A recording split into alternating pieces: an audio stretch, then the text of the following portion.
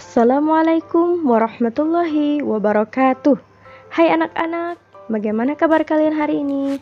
Semoga kita semua selalu dalam keadaan sehat dan senantiasa dalam lindungan Allah Subhanahu wa Ta'ala.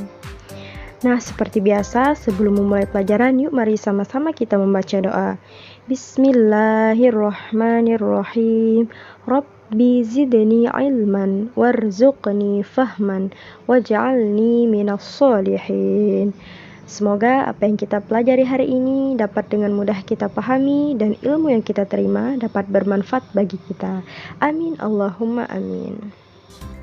Baiklah anak-anak, di video pembelajaran kali ini, Ibu akan menjelaskan kepada anak-anak tentang pelajaran kita yang keenam, yaitu ayo berwudu. Dan kita akan mempelajari tentang ketentuan tata cara berwudu. Adapun tujuan pembelajaran kita hari ini ialah anak-anak dapat mengetahui dan menyebutkan syarat, rukun, sunnah, dan hal-hal yang dapat membatalkan wudu. Wudu artinya bersuci dengan air. Wudu merupakan salah satu syarat sah sholat. Dengan berwudu, kamu menjadi suci. Nah, jadi anak-anak, agar sholat kita sah, maka kita harus berwudu terlebih dahulu. A. Tata cara berwudu. Dalam berwudu, kita harus mengetahui ketentuan-ketentuannya. Yang pertama, ketentuan dalam berwudu yaitu syarat wudu. Syarat adalah sesuatu yang harus dipenuhi sebelum melaksanakan suatu ibadah tertentu. Agar ibadah kita diterima oleh Allah, maka kita harus memenuhi syarat-syarat tertentu. Yaitu yang pertama ialah beragama Islam. Kemudian syarat wudu yang kedua yaitu adalah mumayyiz. Apa itu mumayyiz? Mumayyiz adalah orang yang sudah dapat membedakan antara perbuatan yang benar dan perbuatan yang salah. Bisa dibilang sudah dewasa. Kemudian syarat wudu yang ketiga ialah tidak berhadas besar. Hadas besar adalah keadaan kotor pada diri seseorang yang menyebabkan terhalangnya untuk beribadah. Misalnya bagi anak perempuan yang sedang dalam keadaan haid. Syarat wudu yang keempat yaitu menggunakan air suci dan mensucikan.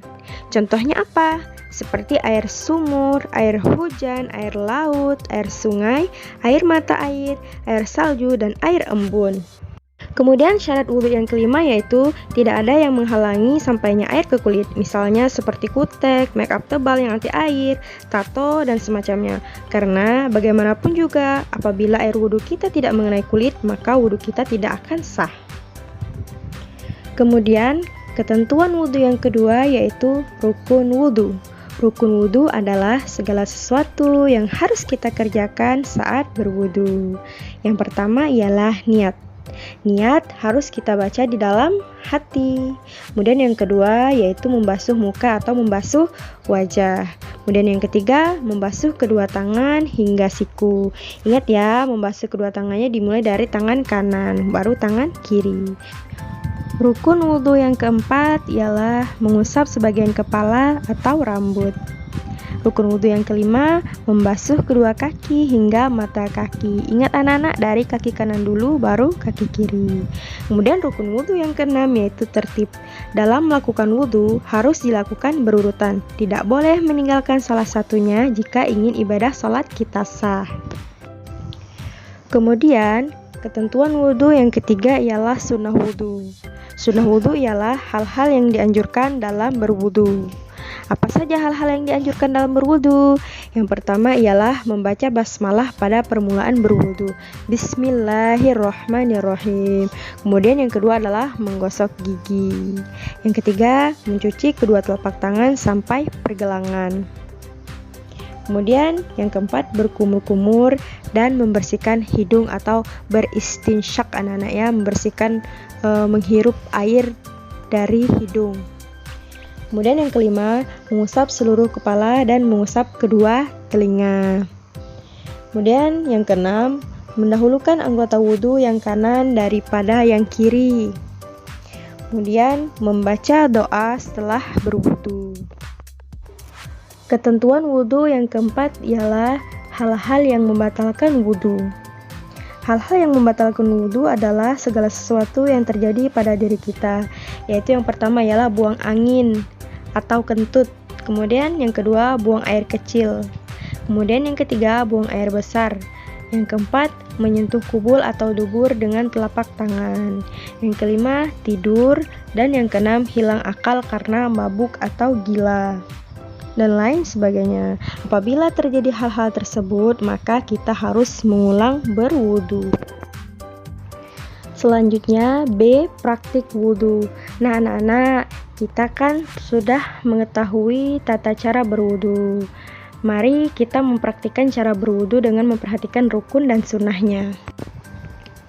Yang pertama ialah membaca basmalah dan niat berwudu. Anak-anak sudah tahu apa niat wudu? Yuk mari sama-sama kita baca. Bismillahirrahmanirrahim.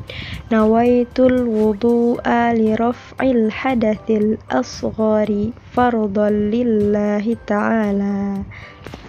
Artinya, aku berniat wudu untuk menghilangkan hadas kecil fardu karena Allah Ta'ala.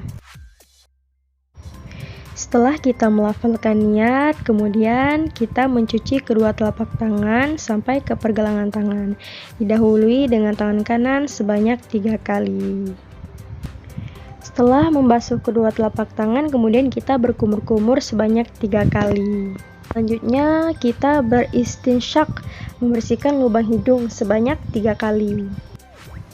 Nah setelah itu baru kita membasuh muka sebanyak 3 kali. Kemudian setelah membasuh muka, apalagi gerakan selanjutnya anak-anak, yaitu membasuh kedua tangan sampai siku sebanyak 3 kali. Didahului dengan tangan kanan, baru tangan kiri. Kemudian gerakan selanjutnya ialah mengusap kepala dengan tangan yang dibasahi, kemudian usapkan dari bagian dahi atau kening sampai ke bagian setengah kepala. Selanjutnya, mengusap telinga kanan dan telinga kiri juga sebanyak 3 kali. Selanjutnya, gerakan membasuh yang terakhir ialah membasuh kedua kaki sampai mata kaki. Ingat didahului kaki kanan kemudian kaki kiri. Nah, setelah itu jangan lupa kita membaca doa setelah berwudu. Anak-anak tahu doa setelah berwudu? Nah, yuk mari sama-sama kita membaca doanya. Bismillahirrahmanirrahim.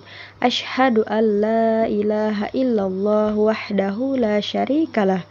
Wa asyhadu anna Muhammadan abduhu wa rasuluh. Allahumma ja'alni minat tawwabina waj'alni minal mutatahhirina waj'alni min ibadikas sholihin. Yang artinya, aku bersaksi bahwa tiada Tuhan selain Allah yang Maha Esa, tiada sekutu baginya, dan aku bersaksi bahwa Muhammad adalah hamba Allah dan utusannya. Ya Allah, jadikanlah aku termasuk golongan orang-orang yang bertaubat. Jadikanlah aku orang-orang yang menyucikan diri, dan jadikanlah aku dari golongan orang-orang yang soleh. Amin. Baiklah anak-anak, sampai di sini dulu penjelasan dari Ibu. Ibu harap anak-anak menghafalkan dan mengamalkan doa niat sebelum berwudu dan setelah berwudu di rumah ya. Dan untuk tugas hari ini, silakan anak-anak kerjakan latihan berikut dari nomor 1 sampai 5.